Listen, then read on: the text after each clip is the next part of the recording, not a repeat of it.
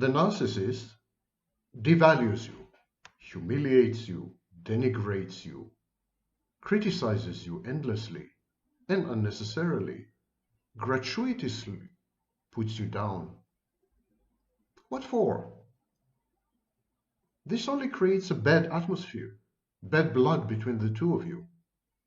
It undermines the relationship and destroys any semblance of intimacy you may have had. It renders you much less cooperative, much less supportive. Why would he do that? Why would he subvert his own self-interest? Today, I'm going to provide you with some novel aspects and dimensions of this extremely self-defeating behavior, the devaluation of the intimate partner. My name, for those of you who don't know, is Sam Vaknin, and I'm the author of Malignant Self-Love, Narcissism Revisited. I'm also, shockingly, a professor of psychology in several universities on several floating continents.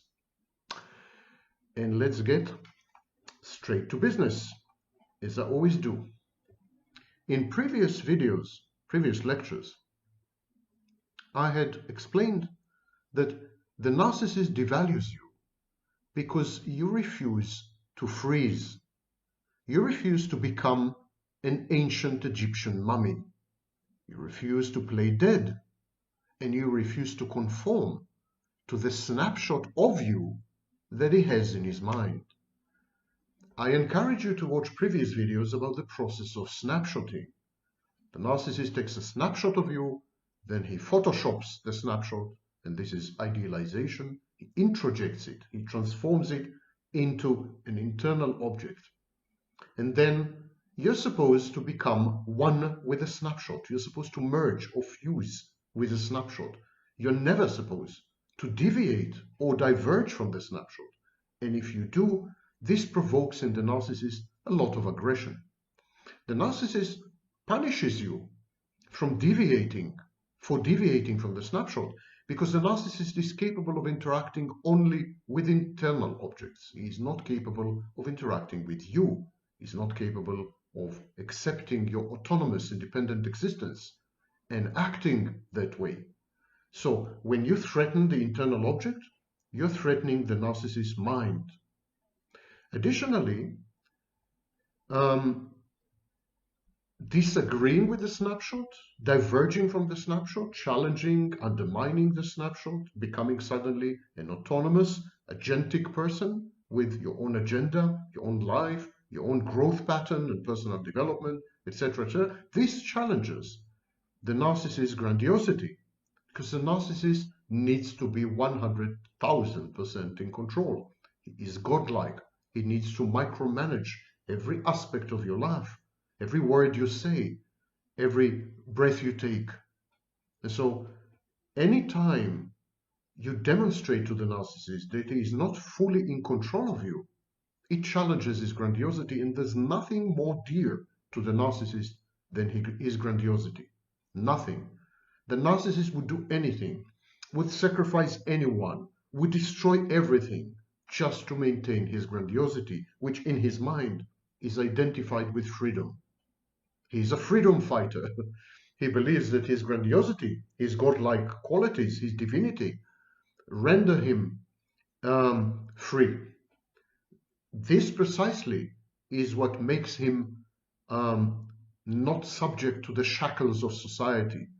This liberates him, his grandiosity. And so when you challenge his grandiosity, you're challenging his freedom. And finally, when you act independently and autonomously and agentically and self-efficaciously, you amplify his separation insecurity. Separation insecurity is the clinical term for what is known as abandonment anxiety or separation anxiety. And so when you do that, he becomes anxious. And to mitigate and reduce and ameliorate his anxiety, he then devalues you. By devaluing you, he can tell himself, it's not a big loss. Even if she were to abandon me, that's not a big loss. Similarly, when he devalues you, he can avoid narcissistic injury. I've gone through all this at length, at great length, in at least 20 separate videos. And I encourage you to do your homework and to find them and to watch them. And you need to watch them because I made them. Not for no other reason, mind you. Okay, that was a joke. Now, I want to delve into additional reasons for devaluation, reasons hitherto unmentioned, at least online, by anyone. The narcissist wants you dead. He wants you dead because he is already dead. The narcissist is the quintessential and original walking dead. The narcissist's life is a rendition of the zombie apocalypse. And he's already dead. He's been dead a long time, for a long time. And it is lonely out there, in the void, in the oblivion. It's lonely there, and he wants company. But he is beyond human reach. He is beyond life. He is in the netherland, or nether zones, the limbo, the twilight zone. So the narcissist wants you to join him there. And to do that, he needs to kill you. I'm sorry to break the news to you. He needs to kill your spirit. He needs to destroy what some of you call the soul. He needs you. He needs to zombify you. He needs to infect you, so to speak. The narcissist prefers to be in a dead relationship because he is utterly dead inside. Now, it sounds like a metaphor. You say, what do you mean dead inside? This is where language breaks down. This is where even someone like me, who dedicated his life to words and to authorship and writing and speaking, even someone like me finds it incredibly difficult to convey and to communicate the inner experience of the narcissist, of which, may I remind you, I have a first-hand exposure, to which I have a first-hand exposure. So this void inside, this black hole, this what Kernberg called emptiness, or what Seinfeld called the empty schizoid core, this deadness, this thanatic deep space, this swirling and whirling abyss, chaos that precedes creation. This is the core of the narcissist, where a human being should have been. This replaces it, this substitutes for it. And it is absence. And the narcissist does not experience his absence. He had lied to himself and confabulated, and to the point that he thinks that his absence is the only form of existence. He believes all people are like that. You would be hard-pressed to convince a narcissist that other people have a different experience of being, a different process of becoming. He doesn't have this. He doesn't grow. He doesn't evolve. He doesn't develop. There's no becoming, because there's nothing, no seed, nothing that can become. It's nothingness in the bad sense of the word. It's not even nothingness. If you were to try to reach into the narcissist, I think your hand would simply go through. There's nobody there. It's an apparition or a mirage, and I've described it in other videos. But the part that's missing is the realization that the narcissist, like everybody else, feels lonely, existentially lonely, and he wants company. He wants to bring you into his Hades, into his inferno. He wants to drag you into this limbo, this zone between death and life. He wants to introduce you into his twilight zone, and he wants you to affirm and confirm to him that this is normality, that there's nothing wrong or unusual or extreme in the way he subsists and functions. Being no more than a walking, talking corpse, the narcissist feels safe only in a joint cemetery. And this joint cemetery is the shared psychosis. If you were to look closely, you would see that in the shared psychosis, in the shared fantasy of the narcissist, there's only one person, you. The narcissist creates a hall of mirrors. You are reflected in it in an idealized way. You fall in love with yourself and you have a relationship with yourself. But it's with yourself. There's nobody else there. It's a hallucination. The narcissist is a delusion, a psychogenic illness. It's an illusion that you fall for. And so the narcissist, being dead already, feels safe, feels alive actually, only in this cemetery of the shared fantasy. Having entered the shared fantasy, you have entered the dead zone. You start to die incrementally and gradually the minute you had extended your hand and took the narcissist, the minute you had embraced him, the minute you had consented to his narrative, the minute you had included yourself in his psychosis, the minute you had catered to his grandiosity, the minute you had closed your eyes, fell back, hoping that he will catch you, the minute you've integrated yourself into the shared fantasy, you had become a figment of his imagination, and you had become nothing but an ephemeral apparition. You had given up on your existence.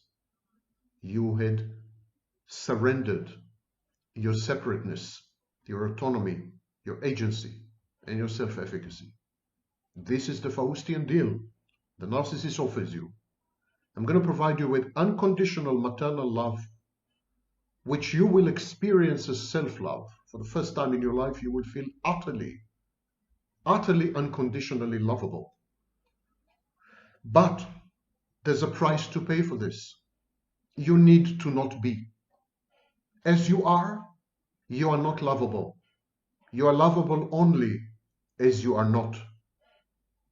The narcissist's inability to give life and the narcissist's incapacity to partake in life, this is a source, a fount of mortification. It's a major, ongoing, perpetual narcissistic injury.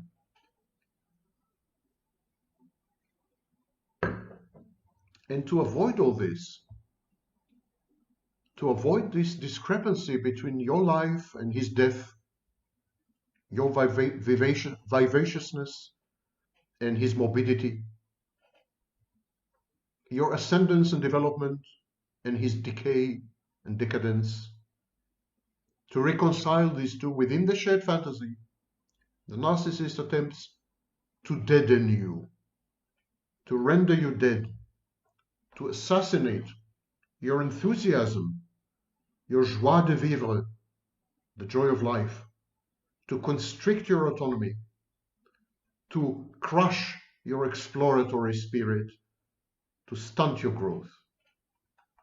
The narcissist is like so much rot or gangrene spreading through your healthy parts until you are no more. Until, like him, you are rendered an automaton with faulty programming. This is an attack on your being.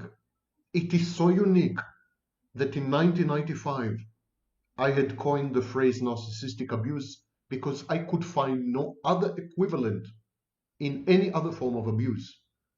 There was a need to coin a neologism to describe this vitiation and negation of who you are. And one of the main vectors of this attack is devaluation. And there are two types of devaluation: preemptive and reactive. And to understand the difference between the two, we need to go deeper into the narcissistic disturbance of the self. Preemptive devaluation is not reactive devaluation, but they appear from the outside to be the same. And this creates god-awful confusion, especially among self-styled experts. My typical jab.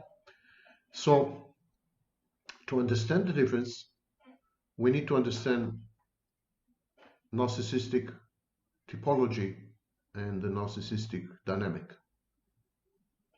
You know that there are various types of narcissists: somatic, cerebral, overt, covert. There is no type constancy. In other words, the overt narcissist can become covert, the covert can become overt.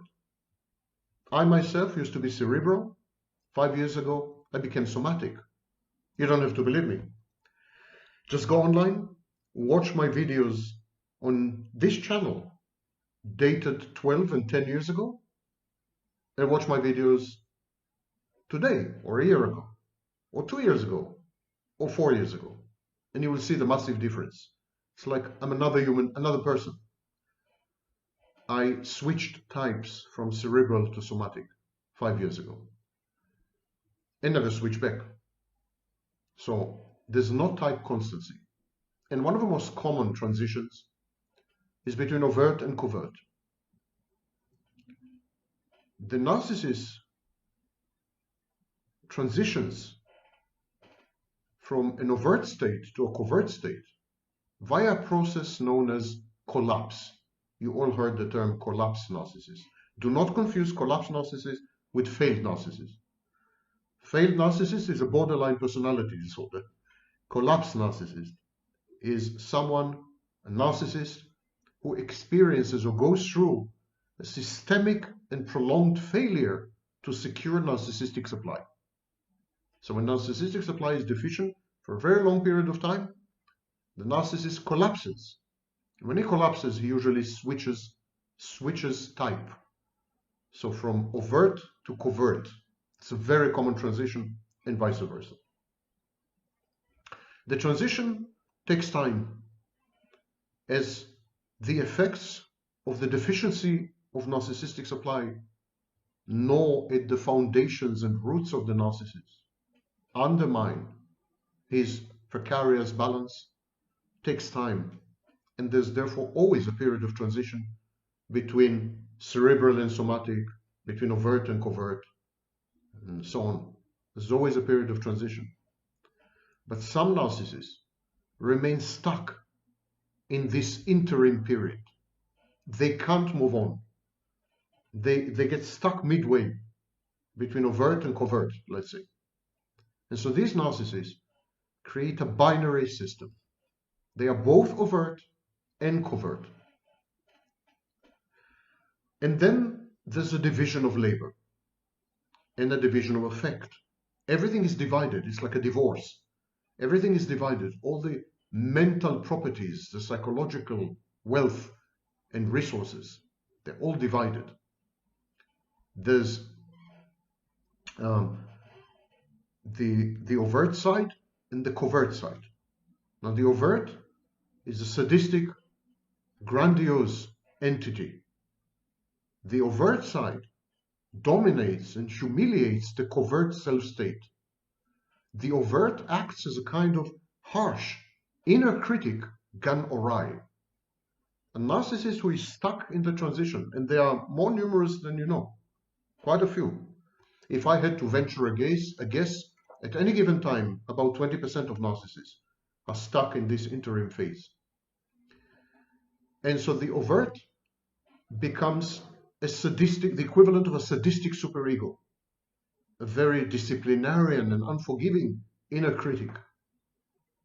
And he directs this aggression and negative energy at the covert side, humiliates and dominates and undermines and subverts and suppresses and mocks and ridicules and threatens and terrifies the covert side, generating a lot of anxiety in the process.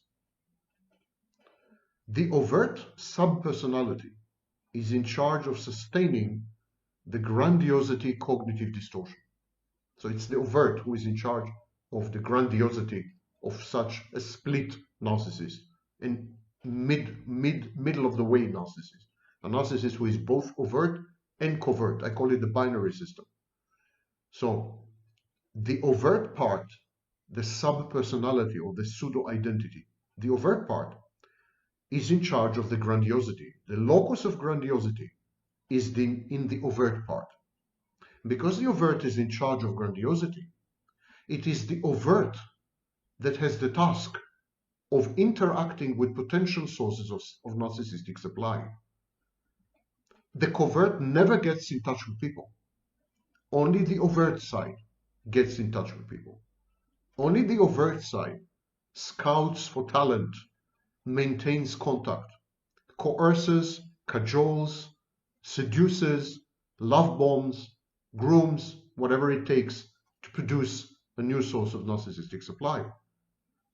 So the overt side, being grandiose, is the only part of the binary system that is in touch with other people. But then remember, the overt side is essentially an inner critic. He hates the covert side. The overt side hates the covert side. The covert side reminds the overt side of vulnerabilities, weaknesses, failures, defeats, seething envy, passive aggression. The overt despises weakness. The overt holds the covert in contempt. Both of them reside in the same body, occupy the same mind. It's a bizarre split, It's as close as a narcissist gets to dissociative identity disorder, multiple personality disorder. So the overt detests the covert, hates the covert's guts. So when the overt is in touch with other people, the overt colludes with other people, weaponizes these people to further depress the covert. The overt makes an alliance with other people against the covert side. The overt taunts and torments the covert independently and autonomously. The overt does not need other people.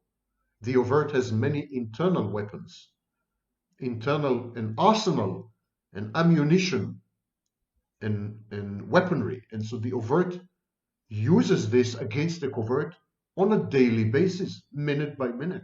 There's an ongoing internal dialogue between the overt side and the covert side, where the overt tortures the covert, and the covert cowers and envies the overt and hates the overt and acts passive aggressively to undermine the overt's efforts. We'll come to it in a minute. But the overt doesn't need other people.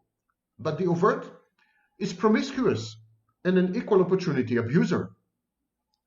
The overt will use anything at its disposal against the covert. And so the overt uses its contacts with other people against the covert. He turns these people against the covert side.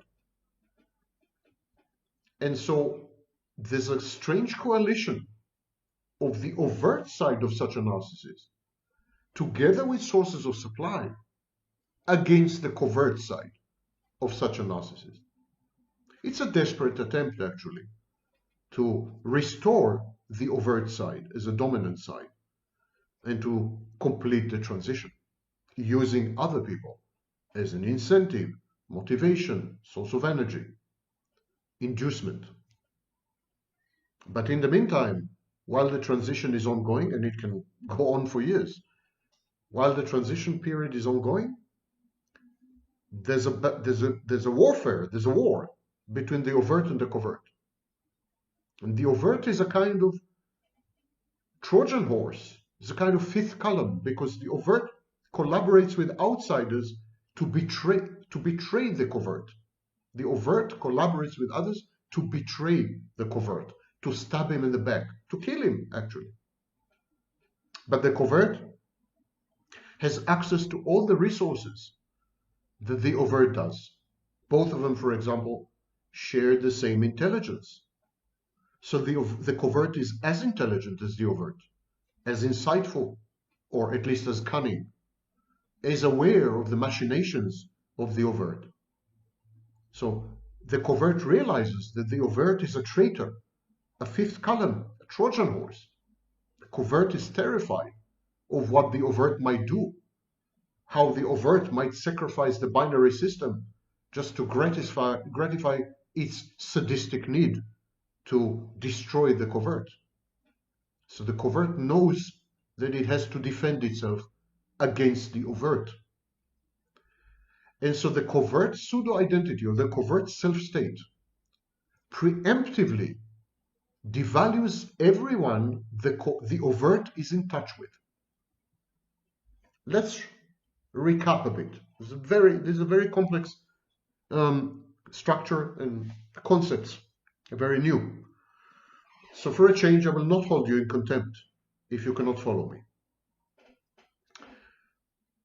There's overt and covert. A narcissist can be either type, can be overt or covert. When the narcissist collapses, he cannot obtain supply. He transitions from overt to covert. Now there's a transition period between overt and covert. Some narcissists get stuck in the transition period. They don't complete the transition. So they're both overt and covert. Now, the overt hates the covert because the covert is vulnerable and weak and fragile and shy and you name it. Everything the overt despises. The overt holds the covert in contempt. He wants to destroy the covert because the covert is an engine of frustration and internal narcissistic injury and even mortification. The covert is a constant reminder that the overt is nothing but a fantasy, a megalomaniacal, grandiose fantasy, not real. And the overt wants to destroy this source of pain, constant internal reminder. And so what the overt does, it collaborates with sources of supply, it collaborates with people against the covert. It is only the overt who is allowed to be in touch with people because the locus of grandiosity is only in the overt. So the overt is the Minister of Foreign Affairs, the Secretary of State. He goes out, he interfaces with other nations, with sources of supply.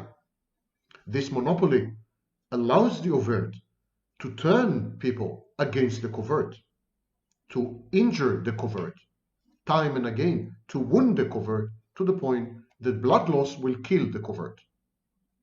The covert is aware of this. He is aware that the overt is out to get him. He is aware that the overt treasonously is collaborating with others against the covert. So what the covert does, it preemptively devalues every person the overt is in touch with. The overt finds a source of supply, the covert poo-poos it and says, this guy is an idiot, this woman is ugly, this person is stupid.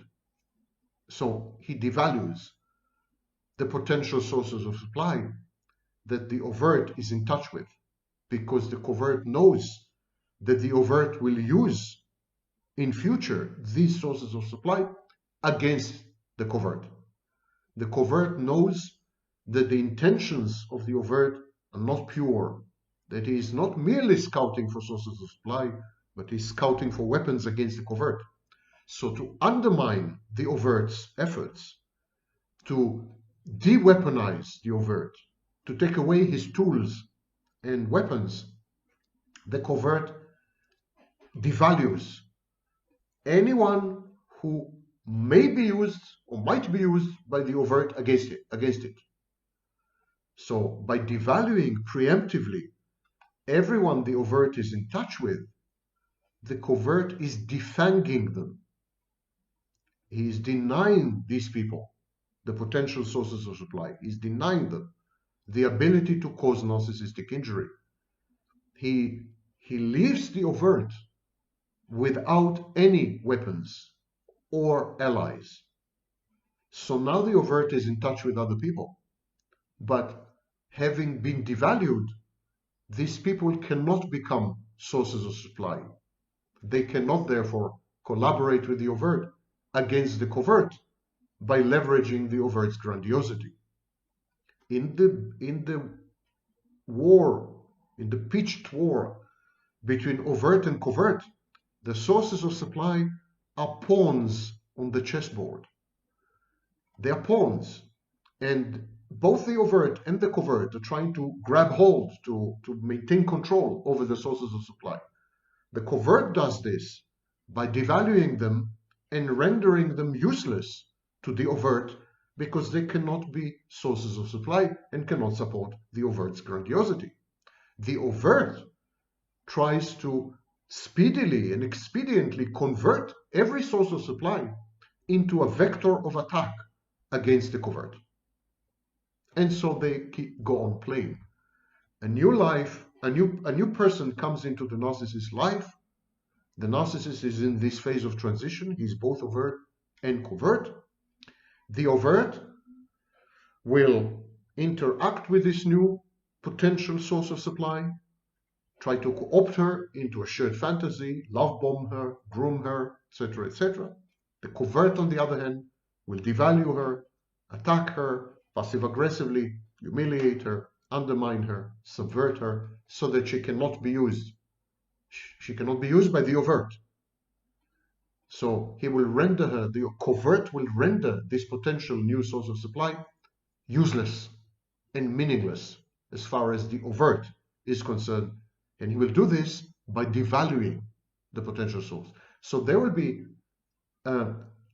two streams of mixed signals, mixed messaging, idealization and devaluation at the same time. And this is the process of preemptive devaluation.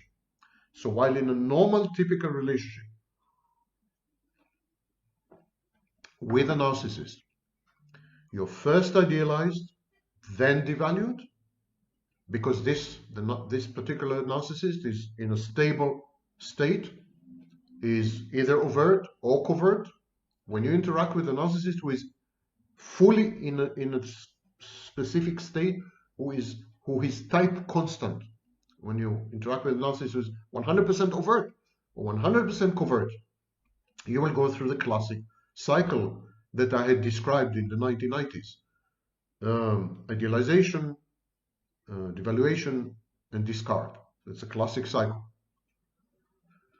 But if you're interacting with a narcissist who is in the twilight zone, in limbo, in the transition between overt and covert, you will have a very disorienting experience. At the same time, you will be idealized and devalued by the same person during the love bombing even, or the grooming. And so many victims describe this experience of being idealized and devalued in rapid succession, which is dizzying and very confusing. It's distinct from reactive devaluation, which I had described at the beginning of the video. The preemptive variant, the preemptive evaluation, is solely interiorized. It's a part of a passive-aggressive arsenal of the covert. The covert is not likely to devalue you openly, aggressively, to your face. He's likely to devalue you, for example, with body language, or with procrastination, or with sabotage, or with undermining of intimacy and joint efforts, or with withdrawal and avoidance, the passive-aggressive ways of the covert. So the covert's way of devaluing is not the same as the overt's way.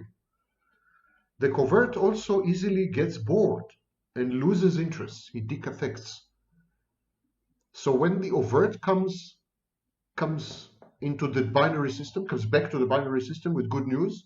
The overt comes back to the binary system and says, hi, covert brother, I found a new source of supply. I have a new project. We can support the grandiosity doing this or doing that.